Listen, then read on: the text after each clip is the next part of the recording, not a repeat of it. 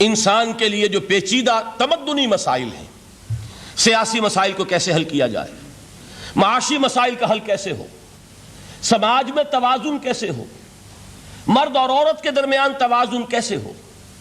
ہوتا کیا ہے، یا عورت بھیڑ بکری کی طرح کی ملکیت بن جاتی ہے۔ ہمارے ہاں اردو میں جو اس کا محاورہ ہے کہ جوتی کی نوک، یہ اس کی حیثیت ہو جائے گی، یا دوسری طرف عورت کلوپیٹرا بن کر قوموں کی قسمتوں سے کھیلے گی۔ دنیا میں یہ دو انتہائیں ہوئی ہیں۔ کہاں نقطہ عدل کہاں ہے، کیسے بیلنس جو ہے اسٹرائک کیا جائے، مردوں کے حقوق اور فرائض اور خواتین کے حقوق اور فرائض، اس میں صحیح ترین ایکویشن ہے کیا؟ اسی طریقے سے فرد اور اجتماع، فرد اور ریاست، یا تو یہ کہ انسان کی انفرادی آزادی اتنی جا رہی ہے، مادر پدر آزاد، جس کا مظہر یہ ہے کہ آج انگلستان میں دو مرد بھی میاں اور بیوی کی حیثیت سے رہ سکتے ہیں، قانون تسلیم کرے گا ہسبینڈ اینڈ وائف، ان کو وہی حقوق حاصل ہوں گے، یہ ہے وہ آزادی۔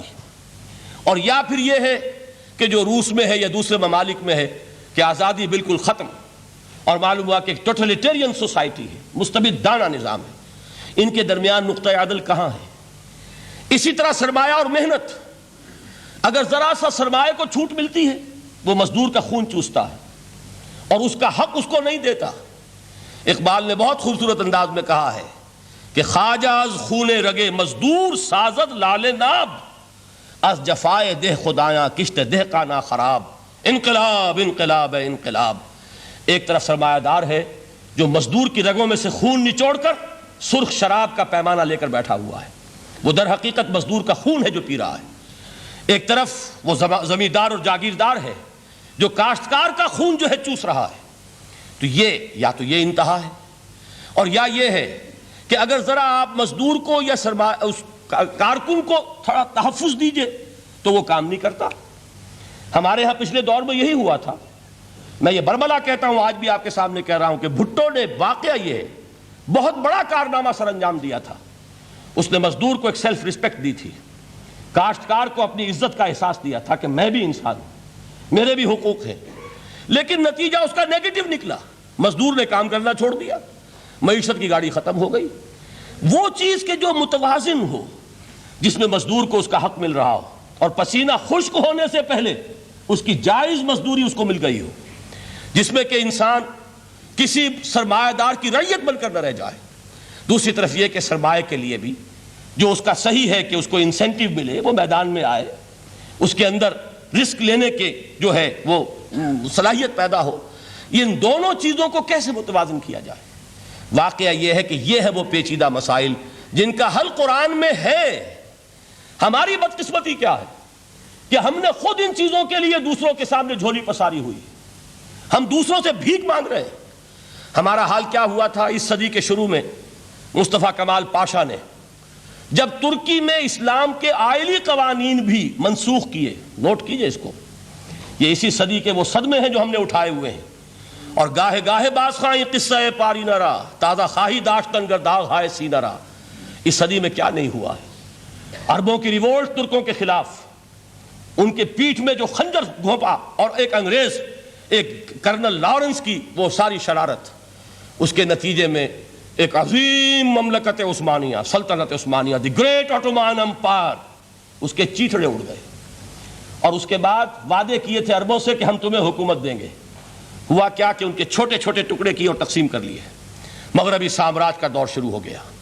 اس کا ایک رد عمل مصطفیٰ کمال پر اس درجے شدید ہوا، اس نے ہر چیز جس کا تعلق عربوں سے تھا اس کو ختم کر دیا، ملک بدر کر دیا۔ عربی میں اذان نہیں ہوگی، عربی میں نماز نہیں پڑھی جائے گی، اور اسی کے ضمن میں یہاں تک گیا کہ فیملی لاز بھی، رومن لاز جو ہیں وہ نافذ کیے۔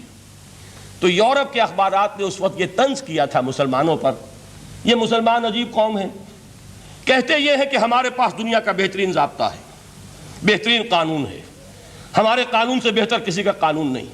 اور حال یہ ہے کہ فیملی لاز کے لیے بھی یہ ہم سے بھیک مانگ رہے ہیں، ہم سے وہ قوانین لے کر اپنے ہاں نافذ کر رہے ہیں۔ آج بدقسمتی سے اکثر و بیشتر مسلمان ممالک کا حال یہی ہے۔ آج ہم ان سے بھیک مانگ رہے ہیں، کہیں جمہوریت کی بھیک ہے، کہیں سوشلزم کی بھیک ہے، کہیں کسی اور سماجی نظام کی بھیک ہے، کہیں مرد اور عورت کی کامل مساوات کا ایک نظریہ ہے، شانہ بشانہ چلنے والا فلسفہ ہے، جو خالص مغرب کی تہذیب کی ایک بھیک ہے جو مانگی جا رہی ہے۔ کاش کہ آج قرآن کے اس اصل اعجاز کی طرف، جو اس کا اصل معجزہ اس دور کے لیے، میں نے عرض کیا کہ اعجاز قرآنی کا وہ معجزہ کہ وہ فصاحت اور بلاغت کی معراج ہے، وہ یا تو اپریشیٹ کر سکتے ہیں اہل عرب، اور اہل عرب میں سے بھی حقیقت میں وہ جو قدیم جاہلی شاعری کے جاننے والے ہیں جو بہت کم رہ گئے ہیں اب، وہ جان سکتے ہیں کہ جب قرآن نازل ہوا تو کیوں زبانیں گنگ ہو گئی تھیں، کیوں کوئی ایک شخص جھوٹ موٹ کو بھی مدعی بن کر نہیں آ سکا کہ یہ میں نے قرآن کی جیسی ایک کتاب یا قرآن جیسی ایک سورت یا قرآن کی طرح کے چند جملے میں نے موضوع کر دیے ہیں۔ لیکن دوسرا پہلو ہے فکر اور فلسفہ، اس کے اعتبار سے جس کا سب سے بڑا ثبوت اس دور میں علامہ اقبال، اور تیسرا پہلو ہے Islamic social sciences, political science, economics, sociology. اس میں جو کچھ قرآن نے دیا ہے، جو آج بھی انسان کی رہنمائی کے لیے بہترین نظام ہے، اس نظام کو ہم سمجھیں، اسے دنیا کے سامنے پیش کریں، تب در حقیقت قرآن مجید کا اعجاز سامنے آئے گا۔ یہ دو پہلو تو میں نے وہ عرض کیے ہیں کہ جو کسی غیر مسلم کو بھی نظر آئیں گے۔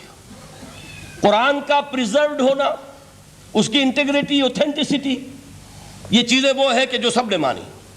قرآن کے ذریعے تاریخ انسانی کا عظیم ترین انقلاب برپا ہونا، یہ وہ بات ہے کہ جو کسی اندھے کو بھی دیکھنی پڑتی ہے، اس حقیقت کا اعتراف دشمن کو بھی کرنا پڑتا ہے۔